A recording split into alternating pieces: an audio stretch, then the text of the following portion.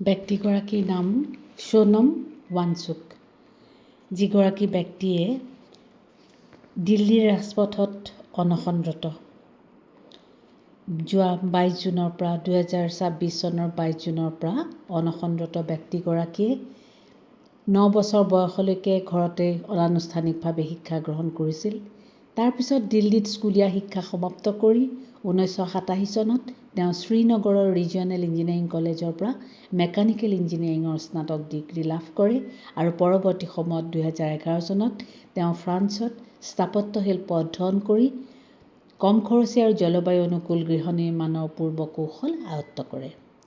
অভিযন্তা হ'ল ঠিকেই, কিন্তু অভিযন্তা হোৱাৰ পিছত তেওঁ বহুজাতিক প্ৰতিষ্ঠানৰ চাকৰি মোহ ত্যাগ কৰি তেওঁৰ জন্মভূমি লাডাখলৈ ঘূৰি আহিলে আৰু 1988 চনত তেওঁ প্ৰতিষ্ঠা কৰিলে students educational and cultural movement of Ladakh. সেই অনুষ্ঠানে পৰম্পৰাগত সংকীৰ্ণ পৰীক্ষা সৰ্বস্ব ব্যৱস্থাই যিসকল শিক্ষাৰ্থীক অযোগ্য বুলি প্ৰত্যাখ্যান কৰে, সেইসকল শিক্ষাৰ্থীক আদৰি লৈ ব্যৱহাৰিক শিক্ষা, কাৰিকৰী দক্ষতা আৰু আত্মনিৰ্ভৰশীলতাৰ পাঠ দিলে। সেই চৌহদটো সৌৰ শক্তিৰ দ্বাৰা স্বাৱলম্বী কৰি তুলি তেওঁলোকে বহনক্ষম জীৱনশৈলীৰ এক বিৰল আদৰ্শ দাঙি ধৰিলে।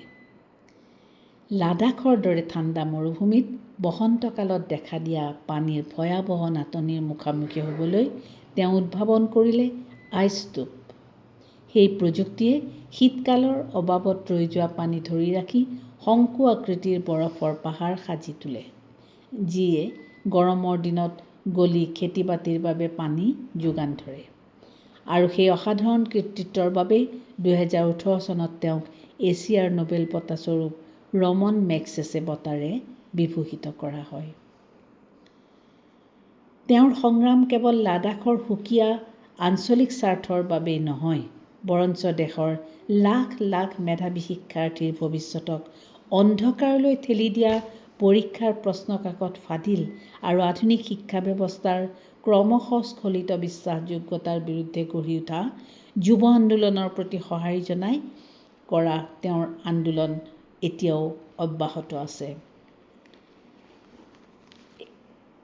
লাখ লাখ শিক্ষাৰ্থীৰ সপোন ধূলিসাৎ কৰা এই অভিযোগসমূহৰ এক নিৰপেক্ষ আৰু বিশ্বাসযোগ্য তদন্তৰ বাবে সোনম ৱাংচুকে প্ৰতিবাদ সাব্যস্ত কৰিছিল আৰু বৰ্তমানো কৰি আছে।